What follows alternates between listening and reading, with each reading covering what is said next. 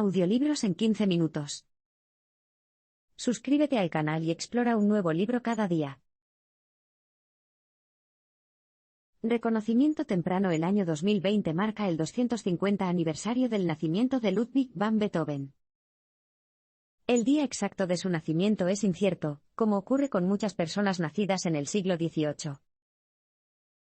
Pero hay un registro de su bautismo. Tuvo lugar el 17 de diciembre de 1770. Beethoven fue uno de los pocos hijos supervivientes de Johann van Beethoven y su esposa, María.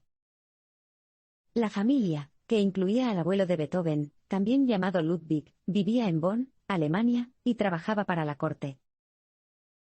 Era una familia musical. El abuelo y tocayo de Beethoven fue el director de música de la corte. También era comerciante de vinos y Johann, un cantante de la corte, era conocido por ser alcohólico. Como el abuelo de Beethoven murió solo 3 años después del nacimiento de su nieto, Beethoven fue criado por su padre, que era exigente y, a veces, abusivo. Johann quería que su hijo fuera nada menos que un prodigio musical al estilo de Mozart. La triste ironía era que la relación entre padre e hijo solo se hizo más tensa a medida que Beethoven superó rápidamente los talentos de su padre. La familia de Beethoven no pertenecía a la nobleza. Este fue a menudo un tema de cierta confusión a lo largo de la vida de Beethoven. En Alemania y Austria, tener la palabra Bonn en el nombre implica linaje noble, y muchos asumieron que tener una furgoneta en el nombre implicaba lo mismo. Pero el abuelo de Beethoven era belga, y la furgoneta flamenca no tenía nada que ver con la nobleza. Sin embargo, debido a la proximidad de la familia a la corte de Bonn, el joven Luis ganó notoriedad entre los nobles que demostrarían ser mecenas y benefactores influyentes en su carrera. A los 13 años, Beethoven se convirtió en organista sustituto de la corte. Poco después, se unió al conjunto de música de cámara del archiduque Maximiliano Francisco, su primer benefactor. Beethoven aprendió rápidamente la importancia de complacer a su mecenas. Sus primeras composiciones destacaron a propósito la viola, el instrumento de Maximiliano. En 1786, Maximilian patrocinó el primer viaje de Beethoven a Viena, donde impresionó a Mozart con algunas improvisaciones, algo que no fue nada fácil. Mozart no tenía la costumbre de dejarse impresionar por los adolescentes que tocaban el piano. Un segundo viaje a Viena en 1792 encontró a Beethoven bajo la tutela de otro compositor legendario, Joseph Haydn. Un año después, Haydn quedó tan impresionado que escribió a Maximilian diciéndole que solo sería cuestión de tiempo que Beethoven se uniera a las filas de los mayores talentos musicales de Europa. En este momento, y en muchos otros, la guerra jugaría un papel en la carrera de Beethoven. El final del siglo XVIII también fue la mitad de las guerras napoleónicas. En 1794, el ejército de Napoleón tomó Viena, y todos los planes para regresar a Bonn se dejaron de lado. Aunque nadie podría haberlo predicho en ese momento, resultó que Beethoven permanecería en Viena hasta el día de su muerte. Una gran final para 1826, Beethoven era, según la mayoría de los relatos, un hombre desaliñado y enfermizo. Hay relatos de personas que se cruzan con el compositor en su paseo diario, y Beethoven parece descuidado, agobiado y capaz de divagar sin parar si lo haces hablar. Al final del año, estaría postrado en cama, su hígado fallaría, sus pies se hincharían y la neumonía, y la ictericia causarían estragos en su cuerpo. Algunas personas lo describieron como perdido en el mundo en 1826. Pero, de hecho, durante gran parte del año siguió totalmente comprometido con su música, y con la familia y los amigos que permanecían cerca de él. En el caso de Karl, su sobrino, las cosas empeoraron ese año. Harto de la naturaleza autoritaria de su tío, Karl intentó suicidarse y se pegó un tiro en la cabeza en lo alto de una montaña cercana. El suceso dejó a Beethoven profundamente conmovido. Karl sobrevivió y Beethoven finalmente le permitió convertirse en soldado, como había sido su deseo durante mucho tiempo. Antes de este acontecimiento casi trágico, Beethoven había estado trabajando arduamente para completar un encargo para una serie de cuartetos de cuerda para su mecenas más fiel y duradero, el príncipe Nicolás Galitzin. Aunque el príncipe se ofreció a pagar 3 cuartetos como máximo, Beethoven compuso 5 entre 1822 y 1826. El más revelador de ellos es el cuarteto de cuerdas, Op. 130. Hasta el final, Beethoven siguió ampliando los límites de las convenciones, sino reescribiendo el reglamento por completo. Se suponía que los cuartetos tenían 4 movimientos, 3 de los cuartetos de Beethoven para el príncipe incluyen más que esto, 5 en uno, 6 en otro y 7 en el último. En las 2 sonatas que mantenían la estructura convencional de 4 movimientos, esos movimientos son tan grandiosos y experimentales que bien podrían ser movimientos de varias partes. El cuarteto de cuerdas de Beethoven, Op. 130, tiene 6 movimientos. Cada uno de ellos, desde el principio, parece jugar con la idea de un final. Los primeros compases no son tanto el inicio de las cosas como las llevan a su fin. Todo conduce a una fuga masiva que, en su interpretación principal, se consideró incomprensible. Beethoven no se preocupó por la respuesta inicial. Según Gerhard von Breuning, quien le dijo al compositor que la Op. 130 no salió muy bien, Beethoven respondió, algún día les gustará. Llevó décadas, pero, al final, la predicción de Beethoven resultó correcta. Con el tiempo, el aprecio por sus últimos cuartetos crecería más allá de unos pocos entendidos con ideas afines. Hoy en día, se le reconoce con razón como un visionario musical que simplemente se adelantó a su tiempo. El 26 de marzo de 1827, a los 56 años, Beethoven murió tras pasar 2 días en coma. Antes de fallecer, habría dicho a sus amigos reunidos, plaudite, amici, comedia finita est, que significa, aplaudid, amigos, la comedia ha terminado. Hacer un nombre en este abrir y cerrar de ojos, veremos 9 composiciones importantes que reflejan momentos clave de la vida de Beethoven. El primero es un éxito temprano, Septeto, Op. 20, terminado en 1800 y presentado ese mismo año en el teatro más prestigioso de Viena.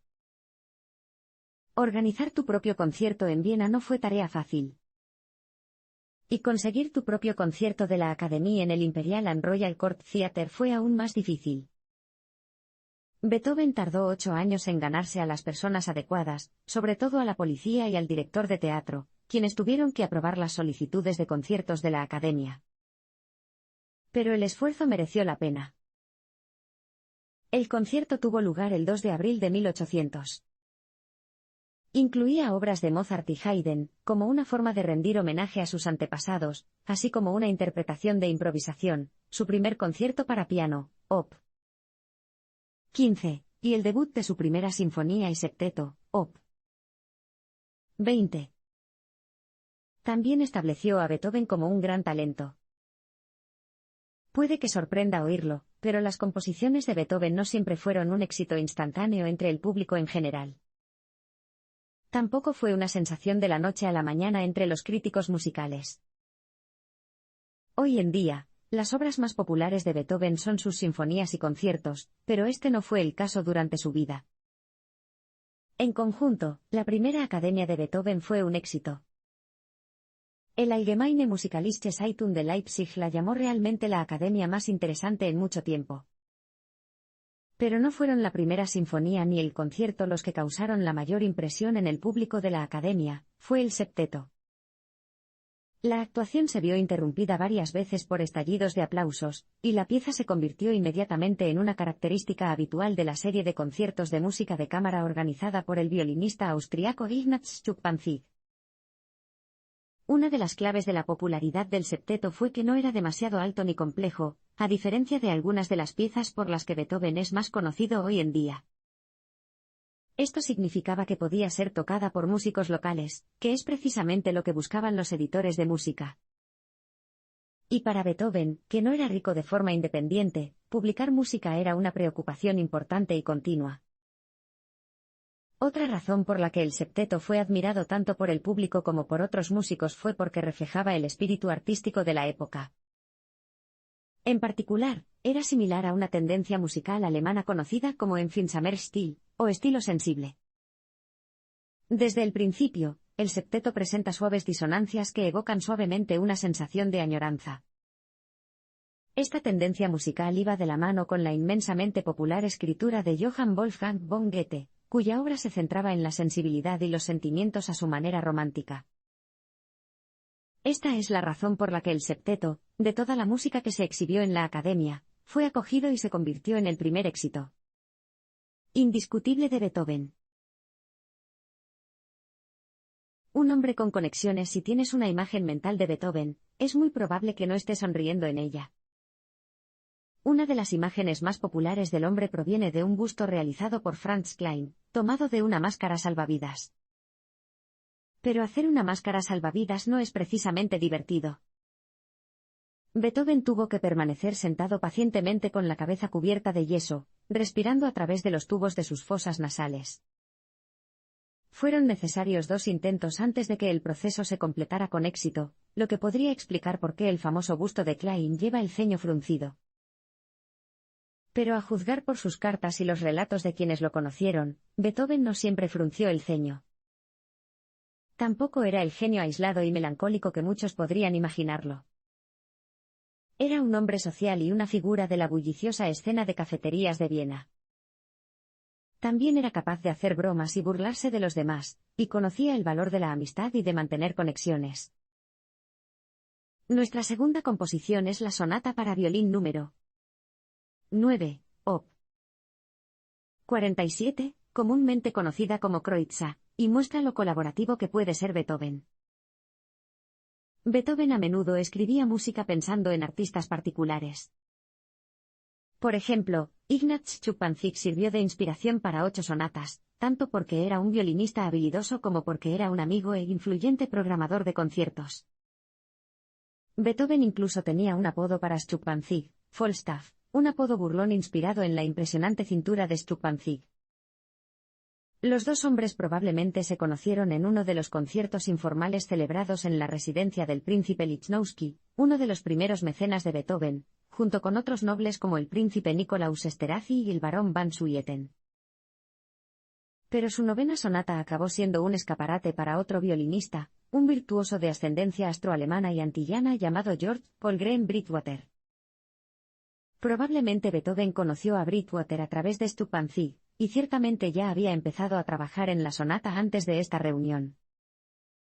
Sin embargo, fue solo después de que Beethoven conociera a Bridgewater y lo escuchara tocar, que la sonata para violín número 9, op. 47, se hizo realidad. Si el magistral Bridgewater no hubiera estado presente para tocarla, es poco probable que Beethoven la hubiera hecho tan compleja y técnicamente difícil. Estrenada en 1803, la sonata puede considerarse la culminación de las amistades y conexiones que Beethoven había establecido desde su llegada a Viena. También muestra cómo esas conexiones influyeron en su obra, incluso el título alternativo de la sonata, Kreutzer, lo refleja. Beethoven y otros compositores hicieron felices a sus mecenas, en parte, dedicándoles composiciones. La sonata para violín número 9, op. 47, fue dedicada a Rodolphe Kreutzer, otro violinista que Beethoven admiraba, de ahí su apodo. ¿Le sorprende que no estuviera dedicado a Bridgewater? Bueno, parece que Beethoven tuvo una pelea con Bridgewater en algún momento entre la interpretación de debut de la sonata y su publicación. Esto no fue precisamente un hecho poco común en la vida de Beethoven. Solo los amigos más dedicados resistieron la naturaleza espinosa del compositor. Irónicamente, a Rodolphe Kreutzer no le gustó en absoluto la pieza. Rechazó la dedicatoria y nunca tocó la sonata de Beethoven. Sin embargo, el apodo se mantuvo. Desafiando las convenciones para 1804, Beethoven estaba en camino de hacerse famoso por componer música compleja, desafiante y que desafiaba las convenciones. Un crítico resumió la sonata de Kreutzer como caprichosa, presuntuosa y ostentosa. Pero esta ambición y audacia musicales no siempre fueron apreciadas.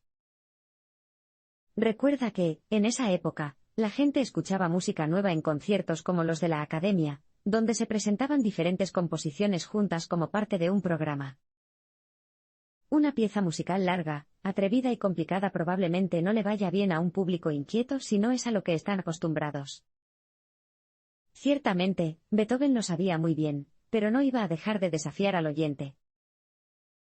El comienzo de la tercera sinfonía de Beethoven, comúnmente conocida como la Heroica, es una lección sobre cómo romper las reglas sinfónicas. Comienza con dos llamativas ráfagas del mismo acorde. Luego, los violonchelos emergen silenciosamente, dibujando el acorde de mi bemol mayor, solo para descarrilarse repentinamente en do sostenido cuando los violines entran fuera de ritmo. Además, el primer movimiento es triple en lugar del tiempo doble habitual. Todo esto está en los primeros momentos de una sinfonía que desafía una convención tras otra musical. Era algo revolucionario, inspirado, sin duda, en los tiempos revolucionarios. La evidencia de esta conexión no es solo compositiva, de hecho, Beethoven consideró dedicar su tercera sinfonía a Napoleón Bonaparte, la figura más famosa que surgió de la Revolución Francesa. La actitud de Beethoven hacia Napoleón es un tema muy debatido. Y como ocurre con muchos debates sobre estos dos titanes de la historia, probablemente nunca haya una resolución clara. Por un lado, sabemos que Beethoven quería ganarse el favor de los franceses. El hecho de que dedicara una sonata al violinista francés Rodolphe Kreutzer es un buen ejemplo de ello. Esto es comprensible, ya que todos los principales compositores de Europa se esforzaron por ser reconocidos y elogiados en París. Así que se podría argumentar que la dedicatoria fue mera obsequiosidad, una estratagema para ganar elogios. Pero esta no es toda la historia. De hecho, hay pruebas de que cuando Beethoven comenzó su tercera sinfonía, alrededor de 1803, tenía en mente al audaz y extravagante Napoleón. Durante un breve período, Beethoven incluso mantuvo amistad con el general Bernadotte, el embajador francés. En resumen, es probable que Beethoven tuviera inicialmente la esperanza de que la revolución de Napoleón significaría cosas buenas para el hombre común. Todo eso cambió a finales de 1804, cuando Beethoven se enteró de que Napoleón había decidido coronarse emperador. En la portada de la copia de la tercera sinfonía de Beethoven, las palabras intitolata Bonaparte se borraron de manera tan agresiva que quedó un agujero en el papel. Según Ferdinand Ries, un antiguo alumno de Beethoven que se convirtió en compositor por derecho propio, Beethoven se sintió traicionado. Al declararse emperador, Napoleón se reveló como otro tirano más que pisotearía todos los derechos del hombre y solo satisfaría su ambición. Cuando la sinfonía hizo su debut público el 7 de abril de 1805, según se informa, la respuesta fue variada. Un crítico identificó tres respuestas: quienes la consideraron una obra maestra, quienes pensaron que su laboriosa rareza reducía su belleza, y quienes consideraron que era demasiado larga y complicada. No era la primera vez que los intentos de Beethoven de desafiar al oyente dividían al público, ni tampoco sería la última. Un hombre adelantado a su tiempo puede que te sorprenda, pero en 1808, los músicos orquestales de Viena no eran los músicos expertos en los que pensamos hoy. En aquellos días, no existía un músico profesional que se ganara la vida tocando para una orquesta. En cambio, había personas con varios trabajos diurnos que se reunían de vez en cuando para tocar música. Por lo general, solo había un ensayo antes del gran espectáculo. Durante las actuaciones, los errores no eran infrecuentes. Como se puede imaginar, cuanto más ambicioso era Beethoven, más exigente era la música para el intérprete. A veces escribía sabiendo que actuaría un virtuoso, pero no siempre. Para su tercera presentación académica, Beethoven estrenó su cuarta y quinta sinfonías, junto con otras 5 obras seleccionadas. Incluso las personas que esperaban con ansias esta inmersión en Beethoven se fueron con la sensación de que, de hecho, puede haber demasiado de algo bueno. Tenga en cuenta que este fue un frío día de diciembre en Viena. Dicho esto, la duración de su programa no era tan inusual para la época. Era su enfoque en las sinfonías, y en su propia música lo que le resultaba peculiar. Las sinfonías no se vendían. La gente esperaba escuchar música de cámara, piezas de baile o actuaciones románticas de piano, no música orquestal. Beethoven sabía todo esto, pero era desafiante. Quería desafiar a la audiencia, les gustara o no. Incluso terminó la actuación con una obra llamada Fantasía Coral que tenía un poco de todo, solos vocales, orquesta y piano solo. Pero esa noche, dada la duración del programa, las bajas temperaturas, la falta de tiempo para ensayar y las limitaciones de los artistas, todo se derrumbó durante Choral Fantasy. El cantante fue descrito como temblando más que cantando. Beethoven reprendió verbalmente a los clarinetistas por sus errores. Y hubo una parada total después de al menos un choque cacofónico.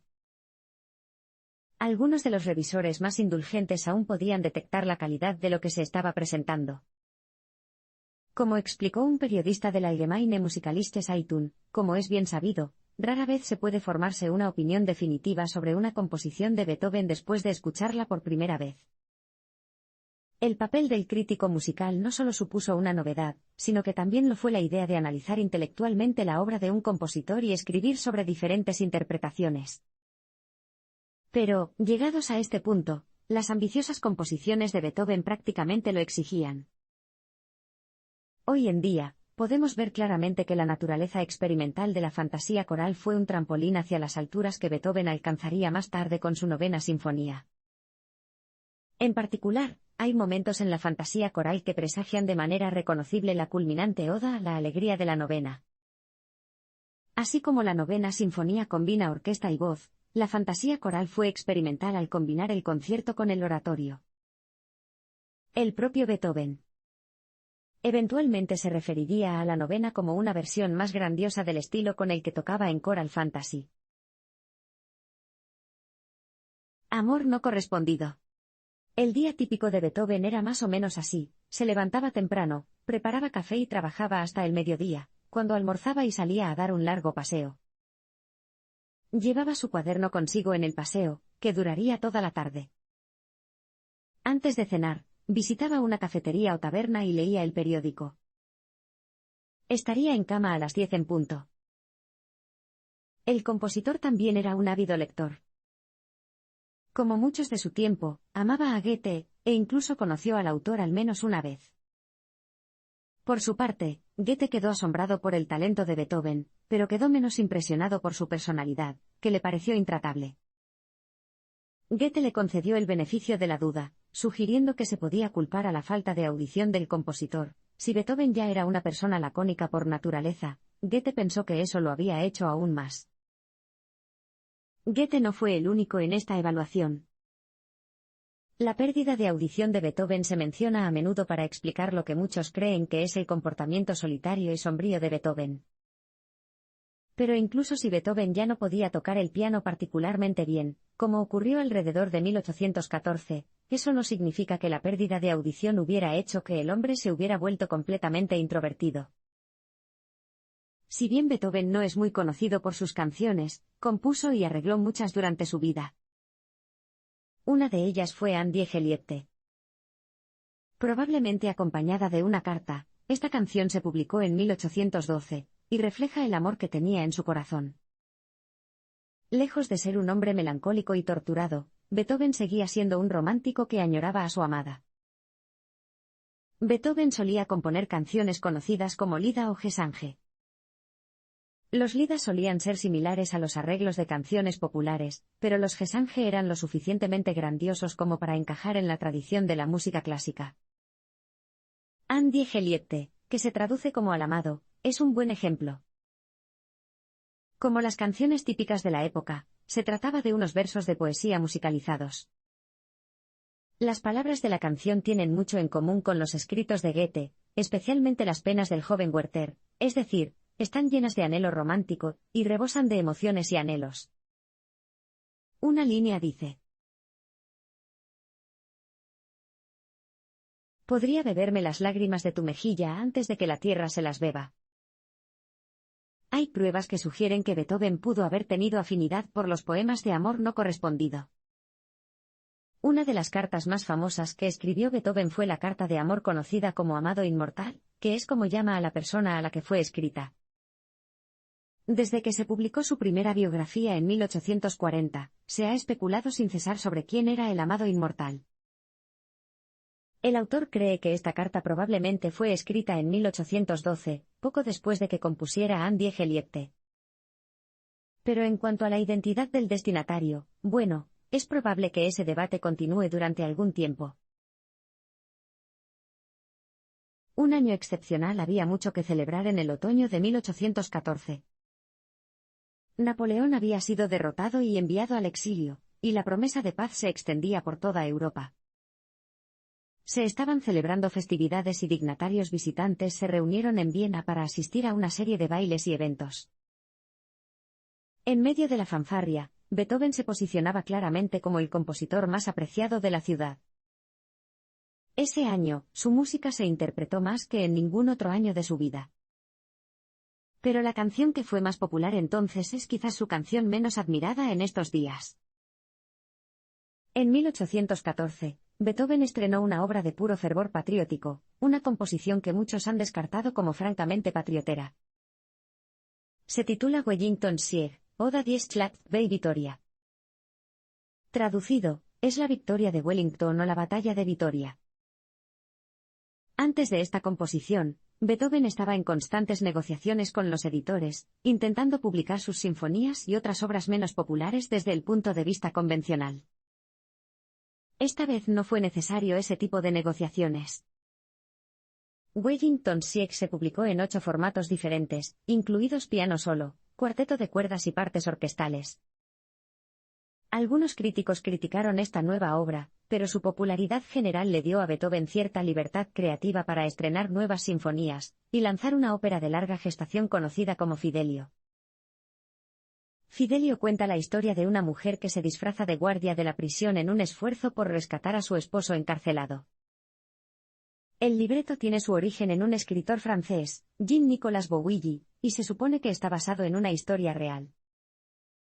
Sus orígenes y su tema hicieron que la ópera fuera un tanto controvertida entre los censores de Austria, pero tras ser revisada y reelaborada varias veces, finalmente se estrenó el 23 de mayo de 1814. Y fue un éxito entre el público, aunque Beethoven estaba tan agotado por el largo período de reescrituras y cambios que siguió siendo su única ópera. Las piezas de Fidelio, especialmente del cuarteto Mir ist so wunderbar, han cobrado vida propia. Y la ópera ayudó a marcar el comienzo de una nueva tendencia de óperas realistas que se centraban en temas más realistas. Sin embargo, la marca de agua más alta de 1814 pronto se retiraría. Muchos consideran a Fidelio como un punto de inflexión en la carrera de Beethoven. No solo marcó el comienzo de su llamado período tardío, después de su publicación, a pesar de los elogios y la nueva paz en Europa, la vida personal de Beethoven comenzó a deteriorarse. Su salud estaba empeorando, sus benefactores se estaban agotando y su vida familiar se estaba convirtiendo en una experiencia cada vez más difícil. Tras la muerte de su hermano menor Caspar, Beethoven obtuvo la custodia de su sobrino Karl. Pero tal vez como reflejo de su dura educación, su relación con Karl demostró ser combativa y tensa. Otro biógrafo, David Wynne Jones, ve más ironía en el hecho de que, justo después de su mayor éxito y del final de las guerras napoleónicas, Beethoven entrara en un período de creatividad torturada en lugar de liberada. Usando las herramientas a su disposición en 1818, la fama de Beethoven se extendió aún más. La Real Sociedad Filarmónica de Londres lo invitó a visitarlo y, aunque no aceptó la oferta, recibió un importante obsequio, un piano nuevo, de manos de la prestigiosa compañía londinense Broadwood. El hecho de que la tecnología y la artesanía en torno a los instrumentos cambiaran rápidamente durante la época de Beethoven es algo que tuvo un profundo efecto en su obra. En sus primeros años, por ejemplo, los pianos adquirieron más teclas que nunca, obras como Septeto, Op. 20, literalmente no habría sido posible escribir solo unos años antes. La sonata Kreutzer también estuvo influenciada por la evolución reciente del arco para violín, que permitió a músicos como George Paul Graham Bridgewater tocar con un estilo completamente nuevo. La llegada de Broadwood abrió nuevas posibilidades a las sonatas para piano en las que estaba trabajando Beethoven. Gracias al uso de cables más pesados y teclas con una inclinación más profunda, el instrumento sonaba más fuerte y podía alcanzar notas más bajas que cualquiera de los teclados vieneses que había estado usando hasta ese momento. Es lo que hizo posible la sonata para piano N. Indicador ordinal masculino 29, op. 106, comúnmente conocida como Hammerklavier. Curiosamente, pasaría algún tiempo antes de que el teclado centroeuropeo promedio pudiera tocar la sonata de Hammerklavier. Beethoven usó todas las notas a su disposición para sus nuevas sonatas para piano, y las Broadwood tenían teclas, tanto graves como altas, que no se podían encontrar en otros pianos. Existe la idea errónea de que el nombre Hammerklavier proviene del estilo de la sonata. Es cierto que a veces suena fuerte y rápido, y tocar la pieza puede requerir que el intérprete toque las teclas con eficacia. Pero el nombre en realidad proviene de la descripción alemana del pianoforte que Beethoven usó originalmente para componer las sonatas para piano op. 101 y op. 106. Cuando llegó el momento de publicar la sonata, Beethoven volvió a negociar, lo que demuestra que una vez más se encontraba en una situación financiera desesperada, probablemente agravada por las tasas escolares de Karl. Para esta obra, Beethoven fue inusualmente complaciente, permitió a los editores omitir ciertas secciones de la sonata e incluir otras. Algunas editoriales incluso mezclaron el orden en que se presentaron los movimientos. Otras incluían una dedicatoria a Antoine Brentano, un amigo que le había dado a Beethoven algunos consejos muy necesarios durante su caso de custodia de Karl. El único movimiento del Hammerklavier que quizás sea más notable es la fuga final. Durante algún tiempo, Beethoven había estado ampliando y cambiando las convenciones de la composición musical. Ahora centraba su atención en la fuga, que tradicionalmente seguía un patrón predecible, se introduce una melodía y luego se repite en un tono diferente, lo que da inicio a una contramelodía, que inicia el proceso de nuevo. Como era de esperar, Beethoven traspasó los límites de la fuga. Presentó una fuga a 3 voces, que rebota en una variedad de formas inesperadas y dinámicas extremas. Al final, se convirtió en otra composición compleja que solo pueden interpretar los artistas más talentosos. Evocando el espíritu si el Hammerklavier fue una oportunidad para que Beethoven jugara con la forma de fuga, su composición de 1823 Missa Solemnis, op. 123, pondría a prueba aún más las posibilidades formales de la fuga. Missa Solemnis se traduce como misa solemne, y la composición estaba destinada a acompañar un servicio religioso en honor al archiduque Rodolfo, quien fue nombrado obispo de Olmütz en 1820. El hecho de que la obra llegara 3 años tarde no era una señal de falta de respeto o pereza, por el contrario, el archiduque era uno de los mecenas más leales de Beethoven. Fue la ambición del compositor, y su visión de una hermosa y grandiosa pieza musical, lo que retrasó el estreno. En cualquier caso, la Missa Solemnis se hizo demasiado grande. Cuando se completó, se había vuelto tan larga y compleja que ya no se adaptaba a la ocasión para la que había sido compuesta. Sin embargo, sigue siendo una misa en el sentido de que enmarca las dos partes del servicio, la propiamente dicha y la ordinaria. Tienen múltiples subpartes, incluyendo el Kyrie, en el que se exalta la misericordia de Dios, y el Gloria, que es cuando se alaba la omnipotencia y el esplendor de Dios. Beethoven toca metódicamente todas estas partes de la misa. Pero también va más allá del alcance habitual de este servicio. La Missa Solemnis plantea preguntas sobre la propia espiritualidad de Beethoven, pero no ofrece respuestas fáciles. Se crió como católico y participó en los servicios de la Iglesia cuando era pequeño. Sin embargo, como adulto, no era un ávido asistente a la Iglesia. Su fe parece situarse en algún lugar entre el humanismo de la Ilustración y el misticismo de los románticos. También fue uno de los miembros más conocidos de la rama Illuminati de los masones, una fraternidad fascinada por la historia y la simbología egipcias. Parecería que el tema religioso de Missa Solemnis era menos interesante para Beethoven que sus posibilidades formales, pues lo utilizó para continuar sus experimentos con la fuga. La convención dicta que una misa incluirá fugas, pero la Missa Solemnis está repleta de ellas. Las fugas de esta misa están por todas partes, son muy elaboradas y largas. Además, Beethoven asigna inesperadamente detalles instrumentales a diferentes elementos de la misa, como tocar los trinos de una flauta para representar las alas de la paloma del Espíritu Santo. Hay un drama sin precedentes en Misa Solemnis, hasta que la fuga final lo devuelve todo a la tierra para un final pacífico. A diferencia de otros experimentos ambiciosos de Beethoven, la respuesta inmediata a esta obra fue puramente apreciativa. La gente quedó boquiabierta por su belleza.